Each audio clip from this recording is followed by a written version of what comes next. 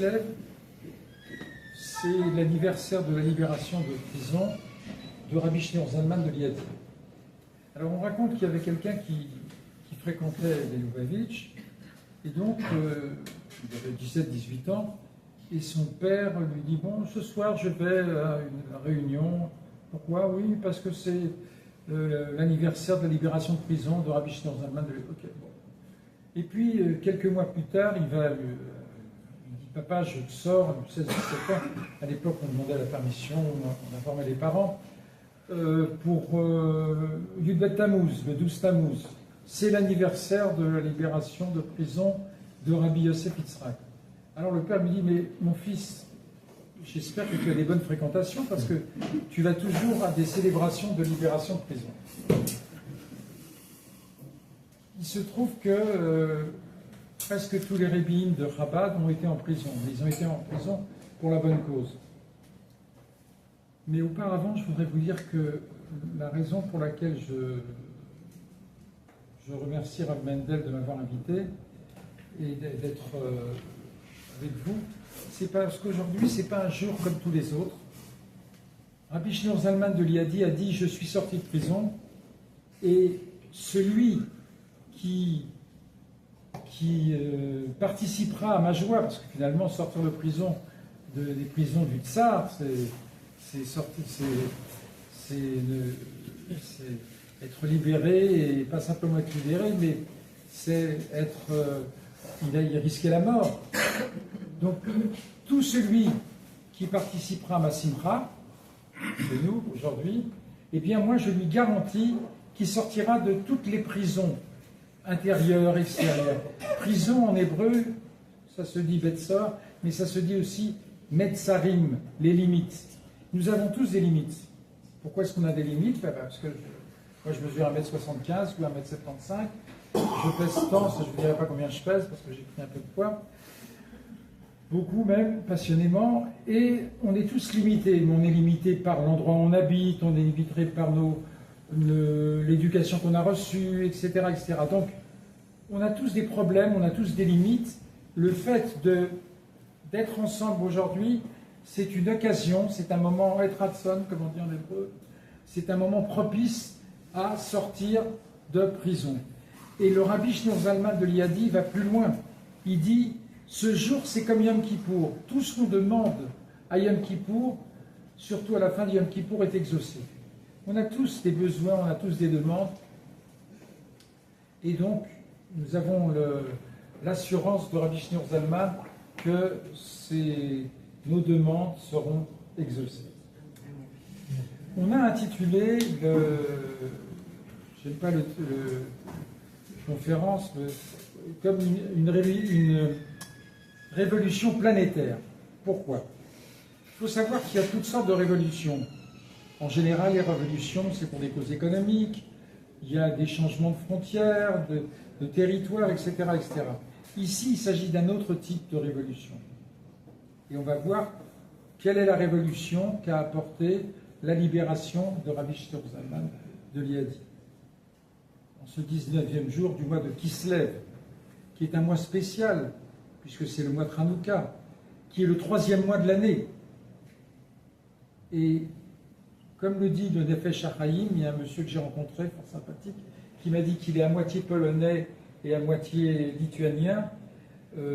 Rabbi Shneur Zalman de Liadi venait de Lituanie, et le Nefesh HaChaim,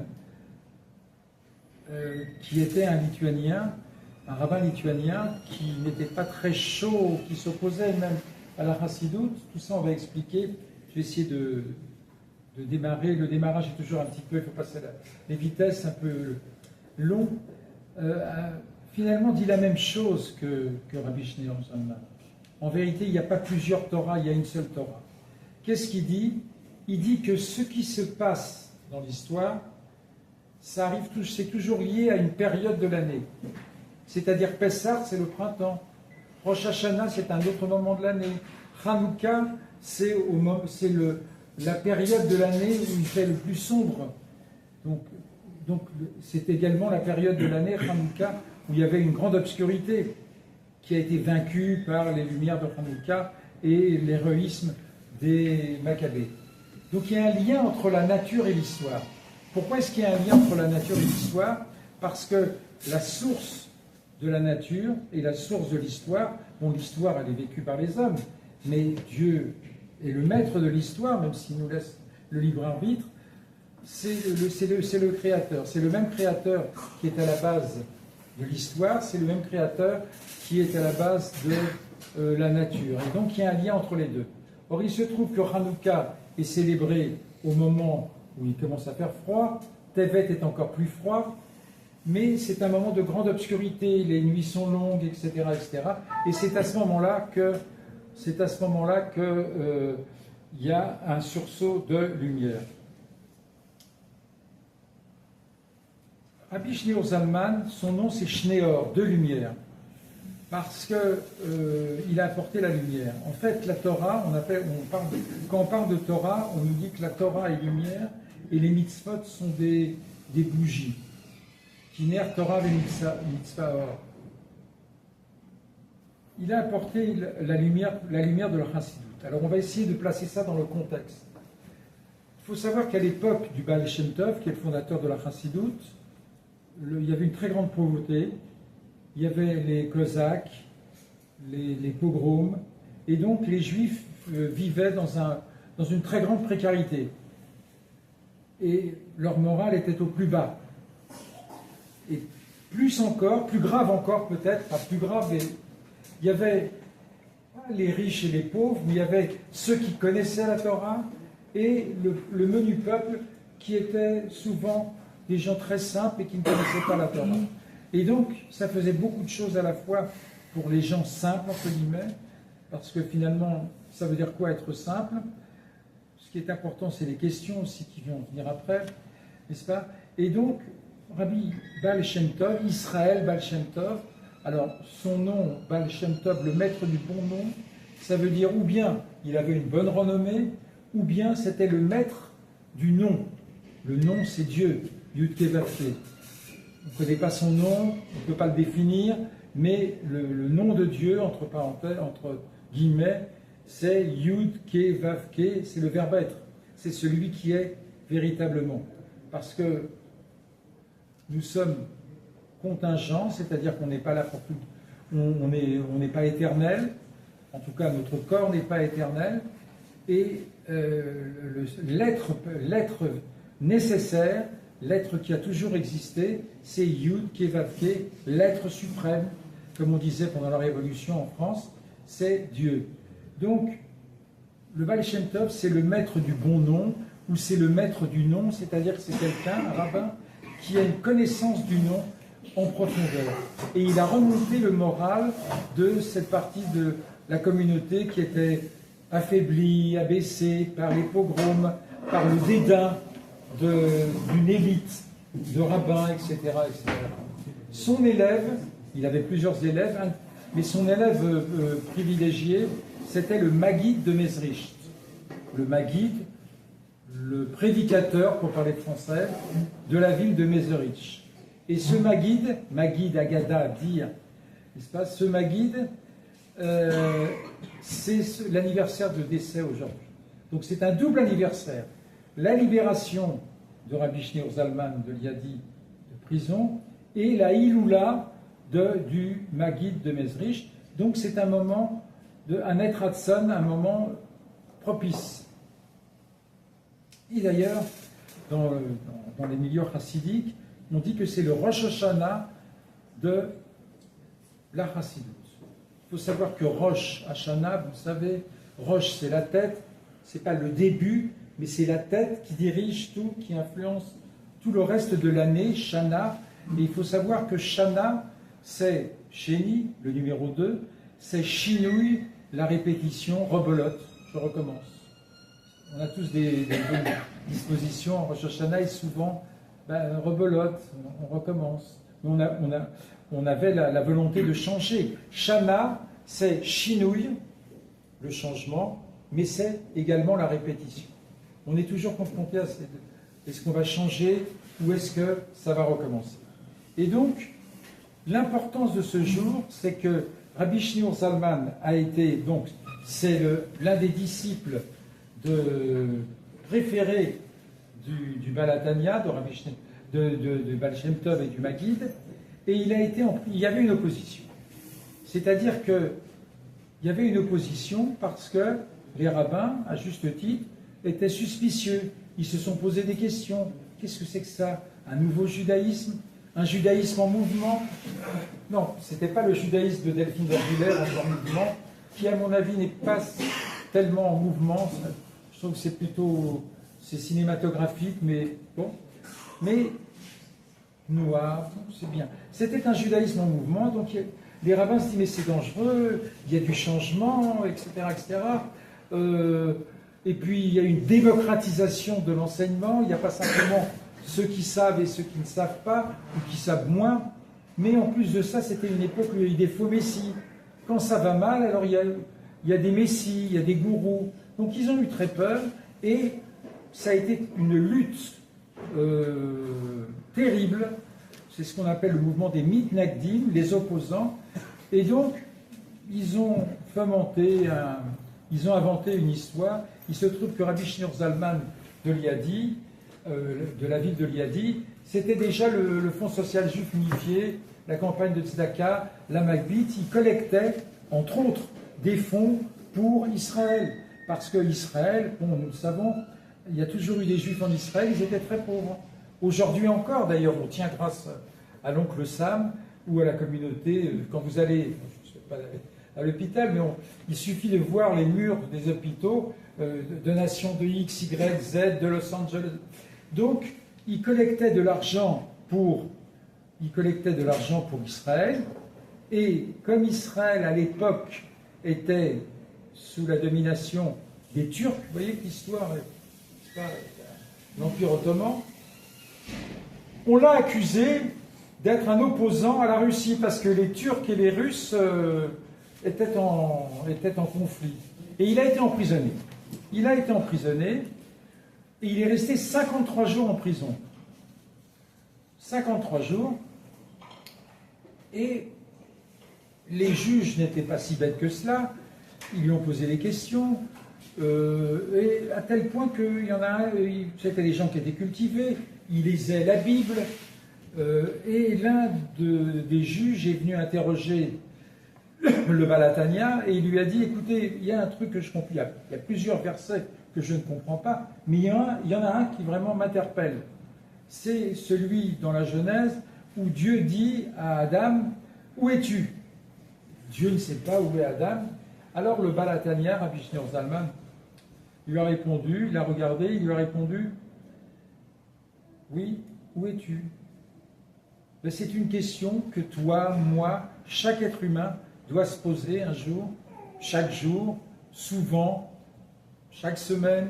Où est-ce que j'en suis? Qu'est-ce que je fais dans ce monde? D'abord, pourquoi je suis dans ce monde? Ça nous paraît évident, mais c'est pas si évident que cela. Et c'est une question que vous vous posez. Donc, ça a interpellé le juge.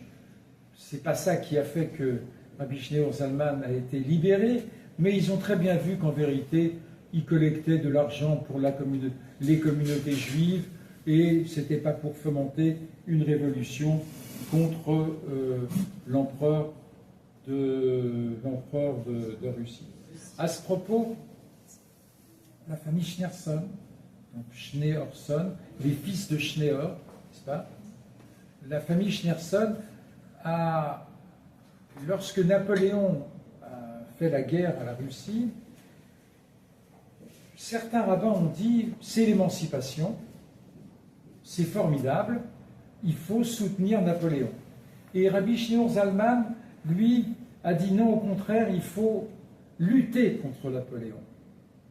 On raconte que d'ailleurs, le jour de Rosh Hashanah, les rabbins qui étaient pour Napoléon, ils ont fait un petit peu comme la prière pour le tsar, c'est qu'on est très patriotes, je veux dire, nous les juifs. Qu'est-ce qu'a fait Rabbi Shneur? Il a doublé tout le monde. Il s'est levé le matin et la première chose qu'il a fait, après avoir fait les ablutions, le Netilat Yadayim, les Modéani, le Shema, il a sonné du shofar. Donc il a fait balancer c'est ce que dit la légende, il a fait balancer il a contrebalancé le pouvoir de Napoléon. À ce titre, parce que le fondateur de la dynastie, j'aime pas le thème de dynastie, de la famille Schneerson, a été pour le tsar, ils ont été décorés et ils ont eu toujours comment dirais-je, ils étaient des citoyens d'honneur de la Russie. Donc, je vais essayer un petit peu d'avancer parce que j'ai fait certaines parenthèses. Schneor, ça veut dire les deux lumières. En effet, Rabbi Schneor Zalman était un lettré, un génie de la Torah, dans les deux aspects de la Torah. Il y a deux aspects de la Torah, il y a 4 aspects de la Torah. La lumière, puisqu'on a dit que la Torah est lumière, parce que la Torah, la lumière, c'est ce qui nous permet de nous diriger dans l'obscurité, lorsqu'on a des problèmes, lorsqu'on a des difficultés, lorsque c'est pas clair. Donc on a une Torah, la Torah, qui nous permet de nous diriger, et elle ne s'use pas, même lorsqu'on s'en sert, essayer, et c'est toujours, elle est sans fin, cette Torah.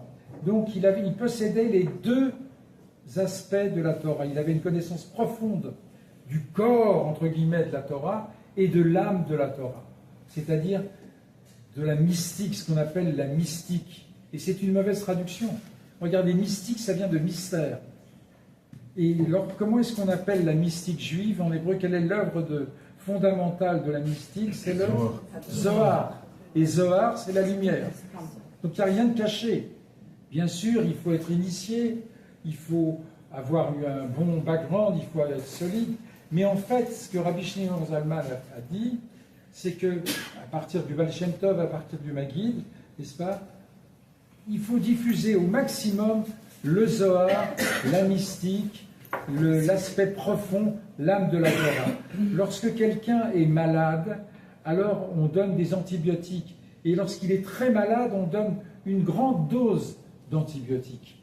Donc si vous voulez, il y a des époques, et plus il y a d'obscurité, plus il y a de difficultés, plus il faut injecter des grandes doses d'antibiotiques, de lumière, de Torah. Pourquoi est-ce que c'est une révolution?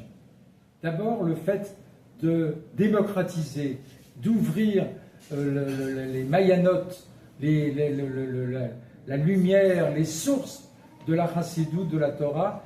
Le fait que Rabbi Schneor Zalman ait été emprisonné, Rabbi Schneor Zalman a vu ça comme un kitroug. Comment est-ce qu'on traduit le mot kitroug? Je vais demander à Rav Mendel de me donner un coup de main. Une accusation. Voilà. Et donc, à partir du moment où il est sorti de prison, il a dit ça, c'est un feu vert. J'ai un feu vert d'en haut, que ça y est, je peux y aller. Et effectivement, à partir de Rabbi Schneor Zalman, il y a eu une succession de rabbim, de rabbins, et d'autres rabbim, et d'autres rabbanim, que ça soit dans le monde Sfarad ou dans le monde Ashkénaz. Vous avez ici Rabbi David Abarsira, qui est une descendante d'une famille illustre de rabbanim, qui ont diffusé au maximum la Torah. Donc, Yud Tet Kislev, c'est le feu vert donné d'en haut par Dieu pour nous dire que ça y est, il faut y aller, il faut diffuser au maximum. Et pourquoi est-ce que c'est important? Parce que nous vivons dans un monde qui est compliqué, complexe. On a vécu ces 2 dernières années quelque chose, une situation à laquelle on n'aurait jamais pensé que ça pouvait arriver. On nous a toujours dit que Israël, c'est le refuge pour le peuple juif, et il y a eu ce pogrom, ce massacre du 7 octobre, le jour de Simchat Torah. La libération, d'ailleurs, des otages s'est passé 2 ans plus tard, le jour de Simchat Torah. Je ne pense pas qu'il y ait une coïncidence. Mais ce qui est terrible, à part les massacres qu'il y a eu, il y a eu une inversion des valeurs. Le wokisme. Qu'est-ce que c'est que le wokisme? Alors, to be awake, ça veut dire se réveiller. C'est un pseudo-réveil. C'est un pseudo-réveil C'est-à-dire, c'est une nouvelle façon de concevoir le monde, de concevoir la société, de concevoir la morale. Et cette façon de concevoir la morale, c'est de déstructuraliser. Voilà, exactement. N'est-ce pas? Que ce soit Michel de Foucault et d'autres encore. C'est-à-dire qu'il n'y a plus de valeur absolue. Il n'y a plus d'absolu. C'est normal. Si nous sommes le produit du hasard et de la nécessité, n'est-ce pas? Il n'y a pas de règles, il n'y a pas de loi. Il n'y a pas, de même qu'il n'y a pas de loi dans la nature. Tiens, c'est bizarre, il n'y a pas de loi dans la nature. Mais pourtant, ça fait 6000 ans, ou selon certains plus, où tous les matins, n'est-ce pas, le soleil se lève, nous en même temps, et on se couche, etc., etc. Il y a des lois. D'où viennent ces lois? Mais il n'y a pas de loi. Tout est un hasard. Et de la même façon, il n'y a pas de critères. Il n'y a pas d'homme, il n'y a pas de femme, il y a le mélange des sexes, il n'y a plus de moralité. C'est la confusion totale. Donc, lorsqu'il y a confusion, on comprend qu'il est important qu'il y ait, entre guillemets, un rappel à l'ordre. Je voudrais vous dire une petite parenthèse qui n'a rien à voir, mais qui m'a personnellement profondément touché. J'habite Jérusalem, il y avait au Binyané Aouma, je sais pas, c'est l'équivalent de la foire des expositions à Paris. Le Palais des Congrès. Le Palais des Congrès, voilà. Une série de conférences et de ventes de livres. Et donc un des orateurs, que je connais bien parce qu'il habitait la Belgique, a raconté quelque chose qui m'a touché. Parmi tout ce qu'il disait, c'est un orateur brillant, mais il a raconté qu'il avait, je ne savais pas d'ailleurs, il avait, bien que je l'ai côtoyé de nombreuses années, il a eu un bébé qui avait un problème, sa femme a accouché d'un bébé qui avait un problème au cœur. Et malheureusement, donc il a été soigné dans un grand hôpital que je connais très bien d'ailleurs, malheureusement, à Louvain, Leuven, en Belgique, et il est décédé, ce bébé. Le problème, c'est qu'il y avait une artère du cœur qui était... Il y avait une déformation. Et le professeur qui a essayé d'opérer sur ce bébé, lorsque il a annoncé aux parents que le bébé était parti, il leur a dit que c'était une question d'1 millimètre.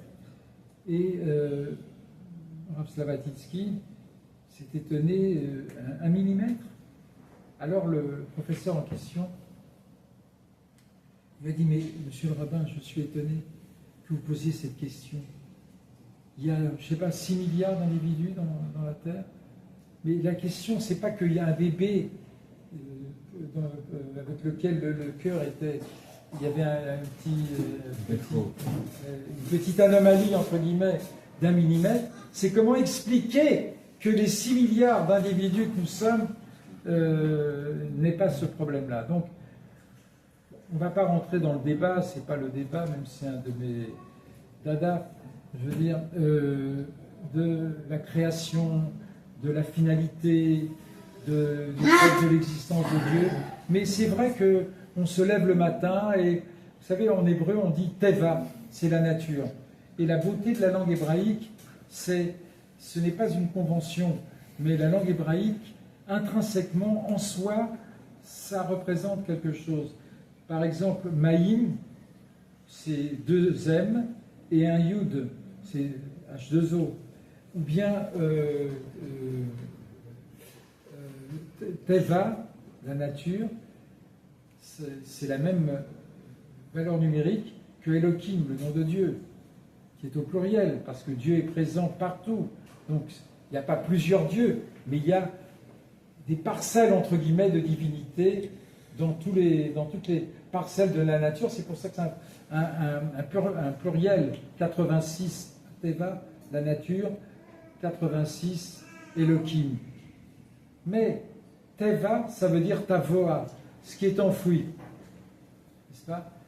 En vérité, l'habitude est effectivement l'habitude est la ruine de l'âme.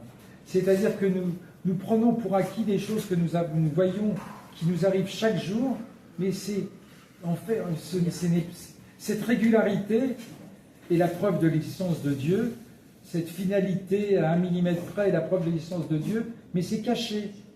Ta voix, teva, caché profondément.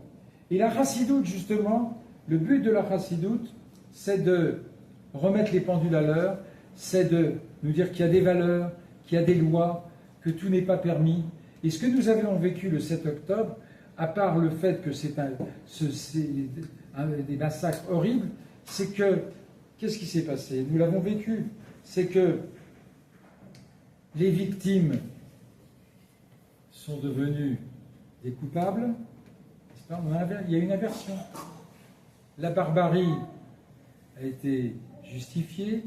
Les terroristes sont devenus des résistants. On a utilisé le mot on a perdu la guerre médiatique. Rav Mendel a voulu que je précise, moi je ne crois pas dans les titres, je veux dire, mais il a dit, bon, ça va intriguer les gens, que effectivement, les médias, je connais bien parce que pendant de nombreuses années, j'étais chargé des émissions de, c'est pas la source de vie, mais donc la télévision belge avait, comme d'autres télévisions d'État, des demi-heures ou des quarts d'heure consacrés à tous les cultes. Et bon, j'avais la responsabilité des émissions à la radio d'État et à la télévision. Donc les médias, avec les médias, surtout avec l'intelligence artificielle aujourd'hui, déjà à l'époque, sans l'intelligence artificielle, on peut faire dire n'importe quoi. Et c'est effectivement ce qui s'est passé. Vous savez, Goebbels disait « mentez, mentez, il en restera toujours quelque chose ». À force de... C'est un peu la méthode Coué aussi, je veux dire. Génocide, génocide, génocide. Voilà. Donc tout a été inversé. Le bien est devenu le mal et le mal est devenu le bien. Et c'est pour ça, plus encore qu'avant, il est important d'envoyer des grandes doses d'antibiotiques, des grandes doses de Torah, et de voir la Torah pas simplement, et c'est important, le niveau littéral, mais le niveau profond, l'âme, la spiritualité, ce qui est caché dans la Torah. Alors, le temps passe, et je ne voudrais quand même pas monopoliser la soirée, qui est conviviale, les questions éventuellement. Je voudrais venir maintenant vous parler, vous dire un petit peu quels sont les quelques points importants développés par la chassidoute, pas simplement par la chassidoute Chabad, pas simplement, mais développés par toutes les je n'aime pas les tendances, mais les mouvances du judaïsme. D'abord, Shema Israël. Je sais que ce sont des parenthèses, mais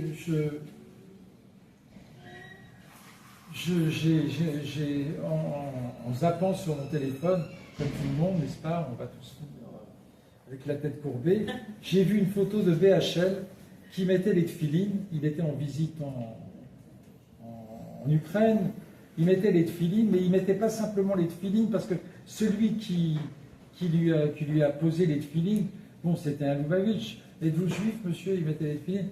Mais il faut voir comment il l'a fait. J'ai vu les photos, personne ne lui a dit comment... il disait le chemin comme ça. Donc, ça veut dire que, pour ceux qui en doutaient, il était juif et il savait comment dire les tefilines. Et je crois que c'est tout à son honneur d'avoir été un défenseur d'Israël. Il y a d'autres personnes qui n'ont pas, d'autres comédiens, un humoriste, n'est-ce pas, qui est très marrant, on va le citer, Gad Elmaleh, qui ne s'est pas mouillé. Arthur s'est mouillé. Donc finalement, on voit qui sont les artistes, les opportunistes, et qui sont les gens qui ont des valeurs, l'importance des valeurs. Parenthèse, je ferme cette parenthèse. Shema Israël, ça veut dire quoi, Shema Israël? Shema, ça veut dire écoute, on le sait. Mais Shema, c'est écoute, ça veut dire comprendre. Tashma, viens, écoute.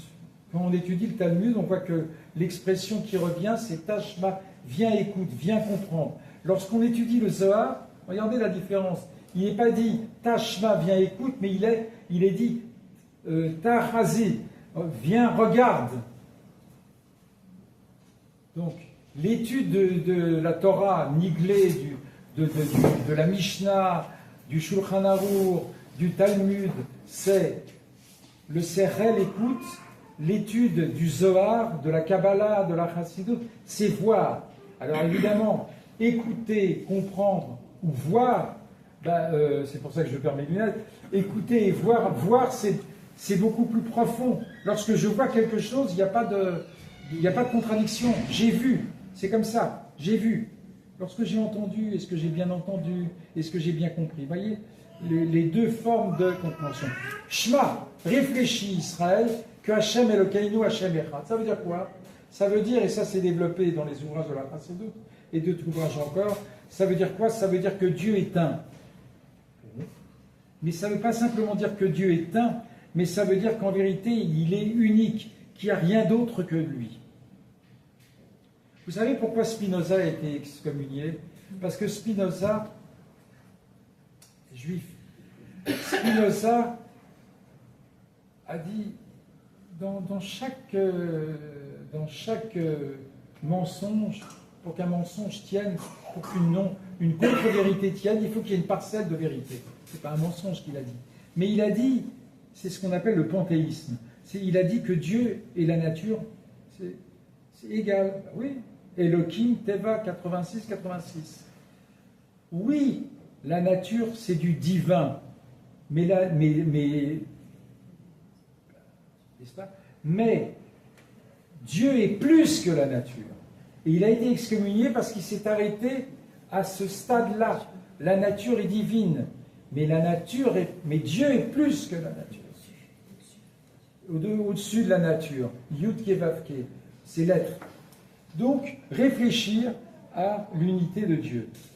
Deuxième point, nous avons une âme. Ça veut dire quoi l'âme? Alors, l'âme, anima, moi j'ai pas fait de latin, mais bon, j'ai un petit peu. J'ai demandé, j'ai creusé. Et l'âme, c'est le. Comment dirais-je? C'est le souffle. D'ailleurs, en hébreu, il y a 5 degrés de l'âme. N'est-ce pas? Il y a le sifle. Neshama, l'inchom, respirer. L'âme, c'est ce qui nous fait vivre. N'est-ce pas? Anima, la vie en latin. Ruach, Neshama, etc., etc. Donc, nous enseigne la Torah, et en particulier la Torah d'Achassidut, il y a une dualité en l'homme. Il y a Tset à la dame. Il y a 2 Yud.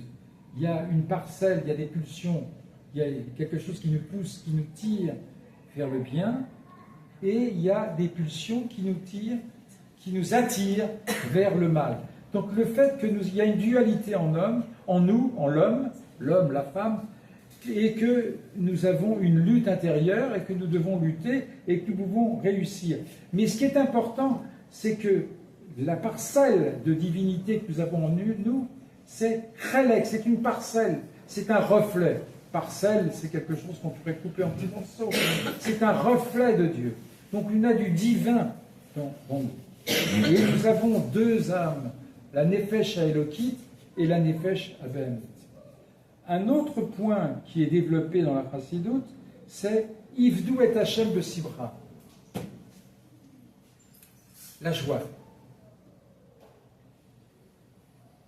Le Harizal, je pense, dit qu'il y a une mitzvah dans la Torah qui n'est pas mentionnée, et il y a une avera, une faute qui n'est pas mentionnée. Même spécifiquement, ce n'est pas dans le décompte des 613 mitzvot. La mitzvah, c'est avoir une relation, j'aime pas le terme de servir, bien qu'il est exact, n'est-ce pas? Servir Dieu, avoir une relation à Dieu dans la joie, et une interdiction qui est la hatzvut, c'est-à-dire le dikaon, la déprime. Donc, il est interdit d'être triste, et il est important d'être joyeux.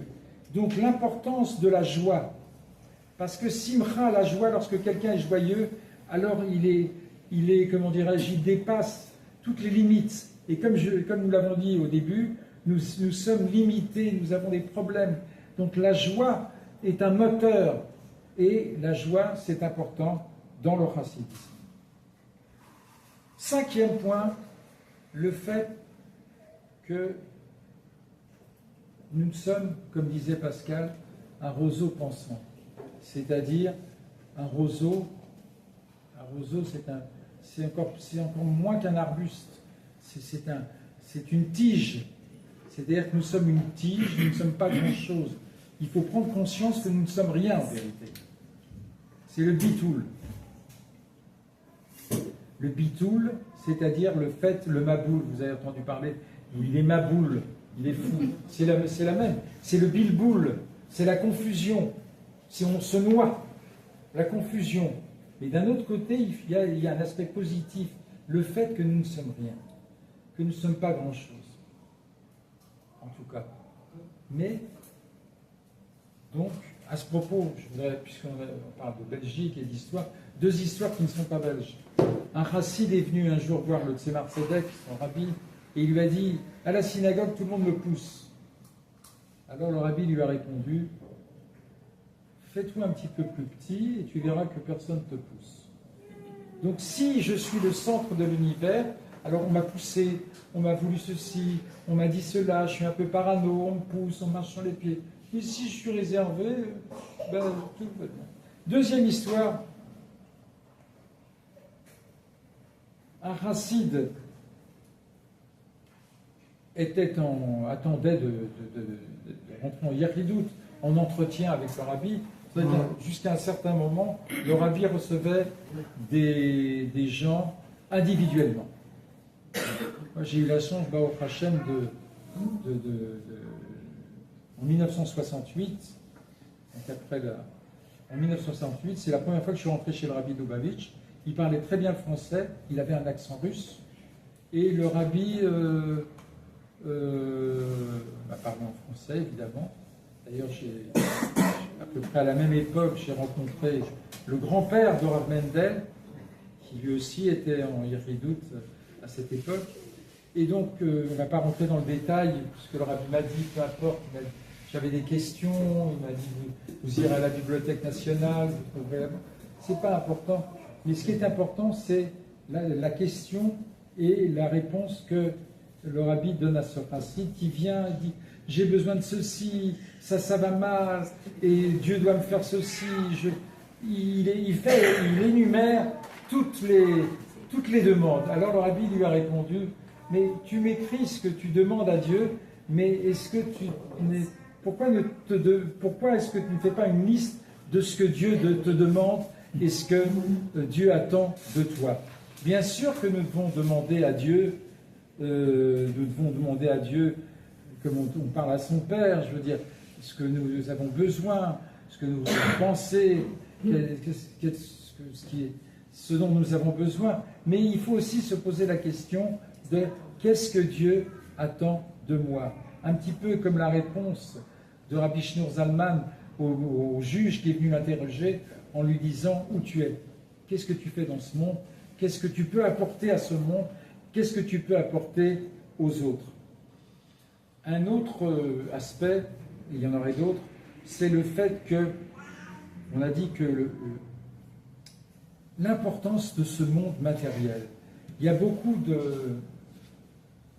Malheureusement, Israël a perdu la guerre médiatique, mais souvent le judaïsme religieux perd la guerre médiatique aussi, particulièrement en Israël, parce que malheureusement, il y a des partis politiques, il y a des enjeux politiques.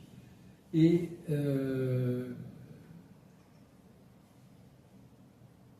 l'une des erreurs, c'est de l'anglais, misconception, parfois je réfléchis un peu en anglais, pas des erreurs, mais des erreurs de jugement que portent ceux qui ne pratiquent pas la Torah, ceux qui ne vivent pas la Torah. Ils pensent que pour nous c'est évident, le contraire est évident. Ils pensent que être un juif religieux, c'est vivre hors du monde. Or au contraire, Le judaïsme, il nous demande d'être dans ce monde, de vivre dans ce monde, de sanctifier ce monde, de transformer ce monde. Donc le Tanya, qui est l'œuvre principale de Rabbi Shneur Zalman, le Tanya, c'est un petit peu comme un code de la route, une carte qui nous décrit, c'est un livre de psychologie religieuse, qui je suis, pourquoi il y a ces conflits intérieurs, qu'est-ce que la sainteté, comment je peux me transformer, comment je peux m'améliorer. Et on ne va pas rentrer parce que je crois que c'est déjà la 45e minute, donc je vais accélérer, je vais passer en troisième, j'ai une automatique. Dans le chassidisme, on parle beaucoup d'un rabbi, le Rabbi Shneur Zalman. Alors il faut savoir aussi que le rabbi, ce n'est pas une invention des chassidim. D'abord, le rabbi, c'est les initiales de Rosh Bené Israël.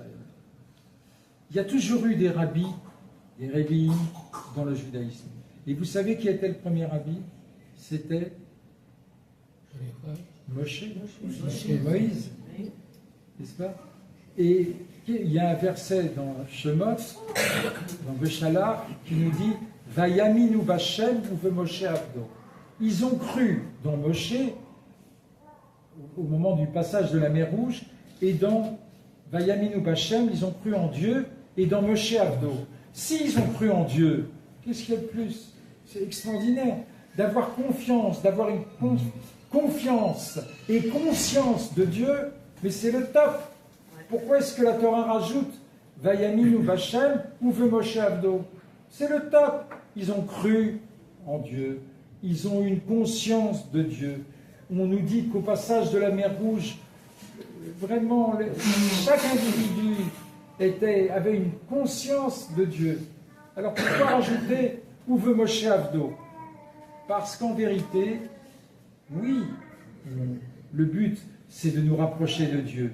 Mais comment arriver à se rapprocher de Dieu pleinement? C'est d'avoir un interlocuteur, d'avoir quelqu'un avec qui on étudie, d'avoir un rabbin avec qui on peut parler, avec étudier.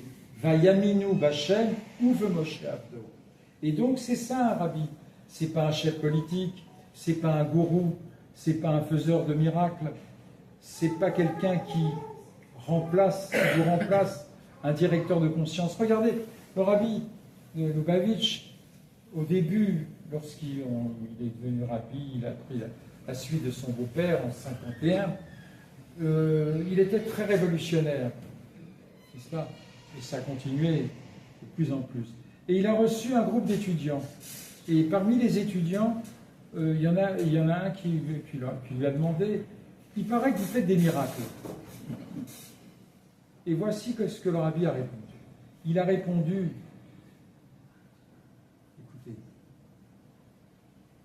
vous avez en vous un reflet de la divinité. Chelek Elokam Imal Mamash. N'est-ce pas? J'ai, moi aussi, un reflet du divin dans moi. Et donc, ça veut dire que j'ai une proximité à Dieu. Vous aussi, vous pouvez faire des miracles. Donc, il n'a pas nié, au contraire, qu'il faisait des miracles, mais il a dit que chacun d'entre nous peut se rapprocher de Dieu et faire des miracles. On dit que chez Lubavitch, les miracles, on les mettait sous la table. Il y avait tellement de miracles qu'on n'en faisait pas cas. Mais ça veut dire aussi que chacun d'entre nous peut se dépasser et peut dépasser les lois de la nature et peut avoir une influence sur la nature.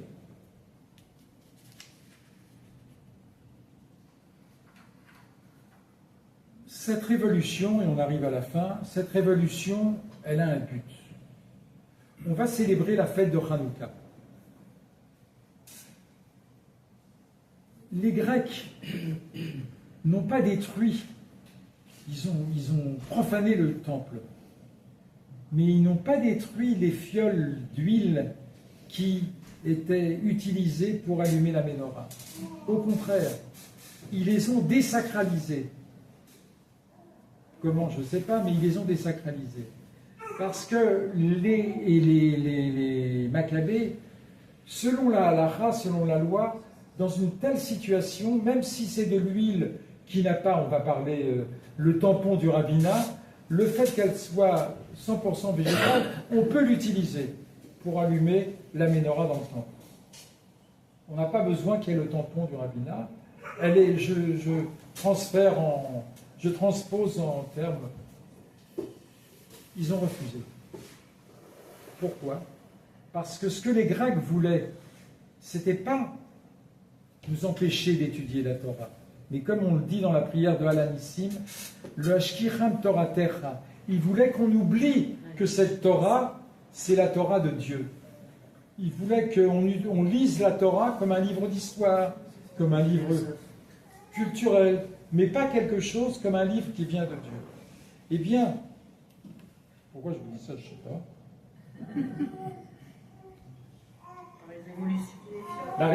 Non, les fioles.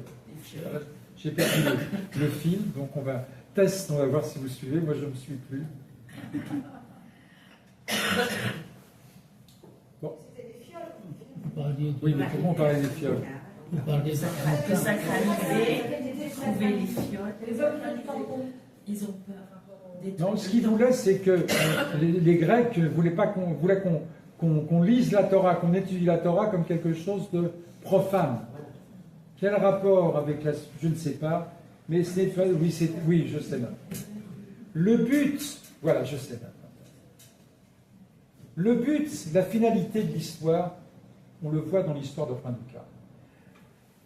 Les Grecs étaient des philosophes. C'est très important, la philosophie.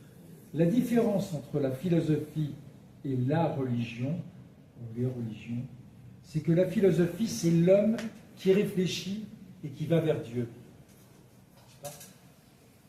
Tandis que le judaïsme, c'est Dieu qui va vers l'homme.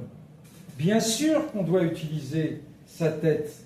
Si Dieu nous a donné une tête, c'est qu'on peut. C'est pas qu'on peut, mais c'est qu'on doit l'utiliser. D'ailleurs, Chabad, j'ai oublié de vous le dire, c'est Chorma Bina Vedat, c'est Shema Israël, c'est utiliser son intellect pour essayer de comprendre ce qu'on peut comprendre du divin. Mais il faut savoir que nous avons des limites. Donc les Grecs, pour eux, c'était simplement la philosophie. Mais il y avait encore quelque chose de plus grave. C'est pas grave, à la limite, c'est un philosophe. Au moins, il réfléchit. Il se pose des questions. Et peut-être qu'en se posant des questions, eh ben, il va arriver à force de creuser, il va arriver à prendre les bonnes décisions. Mais la personne qui est indifférente, le cinquième fils il y a 4 enfants au Seder, il y en a un qui ne vient pas. Ça, c'est grave, celui qui ne vient pas. C'est pas de sa faute, d'ailleurs. Les Grecs, ils avaient une vision, et c'est ça que je voulais laisser. Les Grecs, ils avaient une vision cyclique de l'histoire, absurde de l'histoire. Il n'y avait pas de progrès, il n'y avait pas de finalité, il n'y avait pas de Géoula, il n'y avait pas de Mashiach. On tournait en rond, c'est le cas de dire. C'est absurde, on recommence, on ne sait pas pourquoi, et comme ça, on tourne en rond. L'histoire était cyclique. Les Juifs, l'histoire n'était pas cyclique. Pour les Juifs, il y a un futur, il y a un progrès, il y a un but, et ce but, c'est la Géoula. La délivrance. Ça veut dire quoi la Géoula? Le mot Géoula, c'est Gola. Gola, c'est l'exil, la dispersion, la confusion. Quand vous ajoutez un Aleph, c'est-à-dire Aleph, c'est Dieu, l'unité, lorsque vous introduisez dans cette confusion, dans ce bilboul, dans ce maboul, quand vous introduisez le divin, le Aleph, alors vous arrivez à la Géoula. Et la finalité de l'histoire et du judaïsme, et c'est pour ça qu'il est important d'étudier la Chassidoute, et j'arrête là, c'est que par une bonne perception, par une perception profonde de la Torah, telle que l'enseigne Rapendel, je fais un peu de pub, c'est pour ça qu'il m'a fait venir d'ailleurs, mais vous n'avez pas besoin de la pub. Vous savez, quand quelqu'un parle vrai, on voit tout de suite. Moi j'ai connu Rav Asimov, Moulay Asimov, il parlait très mal le français. Il avait non seulement un accent, mais il n'était pas capable de... Mais quand il rencontrait quelqu'un, il disait « Qu'est-ce qu'il y en a ?» Je ne me moque pas de lui, au contraire. « Qu'est-ce qu'il y en a avec un Shabbat ?» Qu'est-ce qu'il y a avec ton âme? Où t'en es? Ayeka. C'est pas le cas de Rav Mendel, il parle bien français. En plus de ça, il a la Pnimut Torah à vous enseigner. Donc, on voit tout de suite quand quelqu'un parle vrai. Les gens, ils sont pas... On voit tout de suite quand c'est Torah Temet, quand c'est la vérité. Donc le but, c'est de faire qu'il y ait un progrès, pour arriver qu'il y ait une perception du divin, et à ce moment-là, on arrive, et je terminerai en citant 2 versets qui sont là, n'est-ce pas? Veraou kol basar ki pi Hashem diber. C'est le prophète Isaïe. Vous savez, je vais faire une petite confidence, c'est enregistré, mais tant pis. De toute façon, tout est enregistré. Alors qu'il y ait la vidéo ou pas, c'est enregistré. Voilà. On va à la synagogue ensemble, au Beit Knesset. On ne va pas simplement prier à la synagogue. On vient pour rencontrer les amis, pour discuter. Bon, quand c'est la Torah, on est silencieux, plus ou moins on écoute. Mais lorsque c'est la Haftara, ça tire en longueur et on n'écoute peut-être pas. Les Haftarot, la Torah aussi évidemment, mais c'est génial. Prenez la Haftara, lisez-la en français, c'est génial. Eh bien, le prophète Isaïe nous dit pas deux, mais des milliers de versets, des centaines, pas des milliers, des dizaines, des centaines de versets qui sont absolument simples.